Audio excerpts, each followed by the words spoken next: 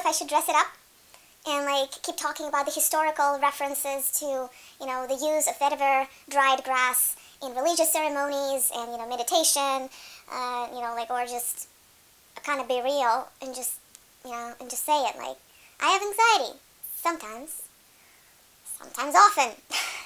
And this is actually one of the little ceremonies that I have that helps. So, for those of you who are interested, here is my absolute top 5 full bottle vetiver scents that I have in my collection that I use most often.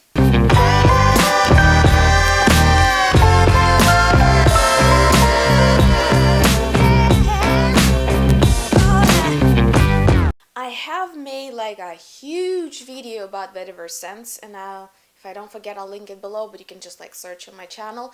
That one has like way more options. But recently, like as I've been talking to some of you on social media, it's a bit of a like tug of war. I want to give you as many options as possible at the same time for my personal use. You know, like the perfumes that I talk about in this channel are kind of a mixture of what I prefer and what you guys want to hear about. When it comes to my personal collection and what I shell my hard-earned coins on, this is a slightly different kind of like slate, right? Like it's a slightly different colored prism. So what I actually buy for myself to use on myself. And even among that, there is a much shorter list of things, of perfumes with any given flavor, if you wish, that I wear all the time. So this is that kind of video. Again, if you want like a bigger review of vetiver fragrances, there are plenty on the internet. There's also mine that is fairly detailed and long, where I try to go through nearly like every niche and brand and flavor of how vetiver, what is vetiver, how is it used, what does it symbolize, what kind of blah, blah, blah, blah. You can find it there. Today we're just gonna go talk about my top 5 and things that I think are the most unique in my collection, and things that I gonna pull the most when I need it. As I said in the intro, I tend to gravitate toward vetiver-centric scents, meaning that it's like a very recognizable front and forward, this dry, grassy, woody, a little bit of kind of sobering scent that a few things are added to it. I tend to gravitate toward that when I have anxiety, when I need to have a difficult conversation, especially when it's work related, not necessarily, but it's because it has both calming, soothing, and yet kind of energizing effect. It kind of actually helps to clear your mind and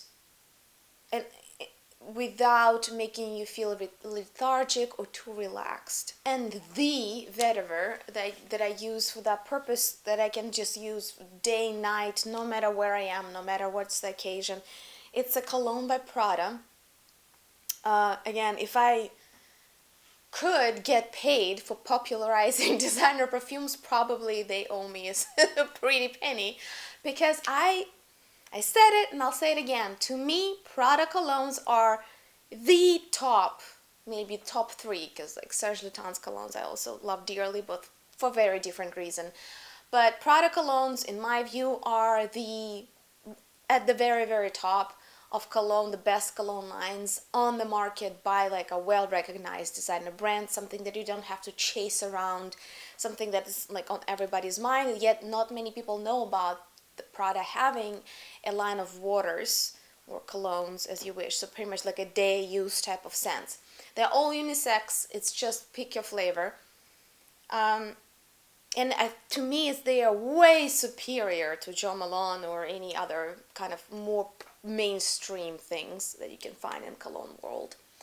Prada Vetiver I actually do prefer it way more to the classic irisy Prada cologne. Infusion de Vetiver, it's just has it all. It's not too astringent, it's not too dry, it's not too herbaceous, it's just elegant, a little, I don't want to say the word powdery because it gets people think about lipsticks and kind of like makeup powder smell. it's barely a hint. It just makes it softer, just a little softer, but it's pretty much dry woods, dry herbs, and yet it's not too bitter. Sometimes herbaceous, fougere-like perfumes, they go way out there in terms of bitterness and zest, and you name it. This is just like perfectly woven, surrounding the vetiver note. And as we're talking about it, I just wanted to do a shout out to my subscriber who sent me a backup. I was blown away. Thank you so much. Also came with a very sweet note. Dear Maria, I've watched you on YouTube and heard that you like Infusion de Vetiver. I love it. To me, it's the vetiver scent of all time. I bought it blindly and I want to give you the bottle. And here he is, Christopher. Thank you, Christopher, so much. Here he gives me his email and his phone number. Alright, and that's for later use. Thank you so much, Christopher. Really appreciate that. You see, I'm getting kind of low. Well, probably still have like a third of the bottle left. But I just wanted to show you, first of all, they're very elegantly but simply packaged. There's something like, there's a tug of war in my mind when it comes to perfume packaging or fragrance or cologne, you name it.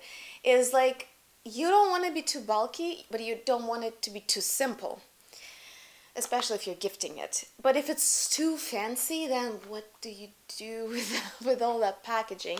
So this is right there, somewhere in between. It's just cardboard packaging. I wouldn't feel horribly bad about throwing it away, but it's also pleasant to hold. It's really well designed. And this is how it actually looks like now, because mine is vintage.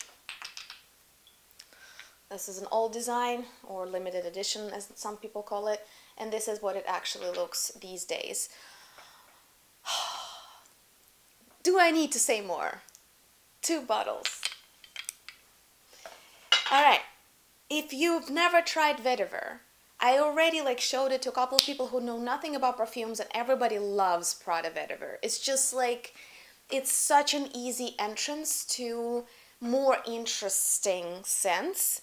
If you're departing from either nowhere or mainstream, it's just elegant, and it's not cliche. It's none of those Dior Homme, Chanel Blue, whatever. You know what I mean? It's well centered. It's soothing, relaxing, but not lethargic. You just feel centered when you wear Prada Vetiver. All right, something a little bit more dense, I would say. We're not going too far from kind of like a classic balanced vetiver accord, but this is Serge Lutens Vetiver Oriental. It kind of, I don't know why do they call it Oriental, because I don't find that many spices there, but first of all, the bottle is freaking cool. That's what Serge Lutens really has over many other niche brands. Everybody tried it, and yet Serge Lutens remains kind of the trendsetter when it comes to really stylish yet simple packaging. It's cool and small enough that you can actually just throw it in your purse or man bag or whatever. It's just cool. I don't know how Serge Lutens does it. It just remains cool, even though it's been around for 30 years as a brand. I do still have some of it that I share, if you want to get a sample, because I think this one is moving to their, I might be wrong about this, but I couldn't find it online. So usually when Serge Lutens disappears in this packaging, that means they usually don't discontinue fragrances, but they sometimes repackage, reformulate, and move them to their premier line, which costs $200 plus, $300. So if you can still snatch some of it, I would highly recommend you try, because this is a slightly more intense, maybe a little spicy vetiver, though I don't find it to be spicy. I find it to be more just what vetiver is all about. It's well-balanced, centered vetiver, and to me this is maybe just a little bit smoky. Just a tinge, just a hint of some kind of smokiness there. I do like it a lot, but as I said, Prada is just, to me, it's the best all around. When I want something more cheerful, yet I want it to be vetiver because I need to focus, I usually use commodity vetiver. It's kind of, to me, it's nutty. It has a little bit of flirtatious sweetness and a little bit of this nutty paste flavor to me. And it's easy to wear, it's kind of bright, it's cheerful, but it's still well-centered. I am still looking for a really good example of a delicious gourmand vetiver. I don't think I found one yet that I would like really call out. So if you have any recommendations, if you want to send me like something to try from your collection, I'll be very grateful. Right now, commodity vetiver is where it's at for me, and it's not too sweet, it's not syrupy at all. And another one that's kind of rare, and I already lost the vetiver. It's here on the glass. You can see it, but like I kind of smeared it all around. This is a niche darling. This is a rarity. I'm very proud to have this one. This is Mona di Orio, the darling of the niche perfumers, the protege of Edmond Rodnitska, and kind of the black swan of perfumers, very talented, really celebrated by professional community. Mona di Orio died when she was way too young, and her legacy. So there is a core perfume line that she created, Mona di Orio, and now the team that owns that brand are trying to kind of convey and continue her legacy. Mona di Orio, to me, I am lucky enough to have 3 perfumes from her May line. And I find, no, actually not 3, 4. And I find that all of them do share something in common. They have this kind of, and this vetiver is not an exception to the rule, they all have this dense, juicy, kind of, I would say, leathery accord somewhere in the heart, but it's melancholic. I do find that all Mona di Orio scents share kind of like a DNA, a base in common that to me is juicy yet melancholic. It has somewhat of this kind of patchouli, herbal, leathery nature to which everything else is added to or weaved into. All of them to me seem somewhat, it's like the feeling of longing, limerent. They're all limerent in some way. They're all sentimental and melancholic. And sometimes when it's almost like something that you would wear if you want to write a book. It's just, again, vetiver always does this effect on me when it kind of puts my mind in focus. And yet this juicy song, melancholic song, also kind of makes it more of a lyrical focused mood. That's why I love Mona di Orio when I'm at home, when it's raining. It's beautiful in the rain. All of the Mona di Orio fragrances work perfectly in the rainy weather outside. It's just, again, if you want me to record a special about perfumes that kind of sing in the rainy weather, let me know in the comments below. So Mona di Orio Vetiver is my proud rare possession. It's a rarity and the one that I gravitate the most when I'm in that kind of mood. And the last one that I adore, I used up 2 full decants, like 8 ml decants, and then eventually a subscriber swapped me a leftover in the bottle. This is Vetyver Insolent by Miller Harris. This is my favorite brutal, smoky, woody vetiver.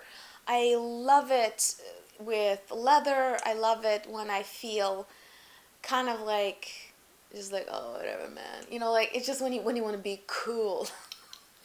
It's just cool. It's cool. Vetyver Insolent. If you like smokiness in the perfumes, I know some people feel almost nauseous when perfumes get smoky. If you're one of those people, I see you. Leave a comment below, let me know what's going on. I luckily don't have that problem. So, I mean, sometimes when perfumes get really smoky, like some of the boutique Cartier fragrances, or Naomi Goodsir, you know the one I'm talking about, right?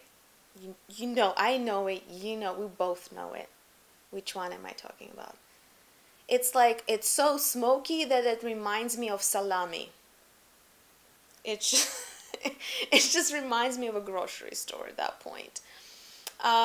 This is way more balanced. It doesn't go too far in that direction. It's cool, it's kind of brutal. I consider it to be unisex, but no surprise, guys love that perfume on me and on themselves. This one gets stolen quite often. These are my 5. I made a perfect vetiver set for you, the ultimate vetiver set that you can sample from these very bottles from my olfactory collection. As you see, the quantity is limited to what I actually have on my shelves. If you want to try something, the link will be down below. If you have your own absolute, like, ultimate favorite holy grail vetiver scent, please leave a name below. I'm kind of curious. What is, like, truly, truly, truly the masterpiece that is centered around this vetiver accord? Would love to hear what you think about it. And with that, thank you so much for watching. If you liked the video, please subscribe, share on socials. Let's grow our community. Thank you. Thank you for watching.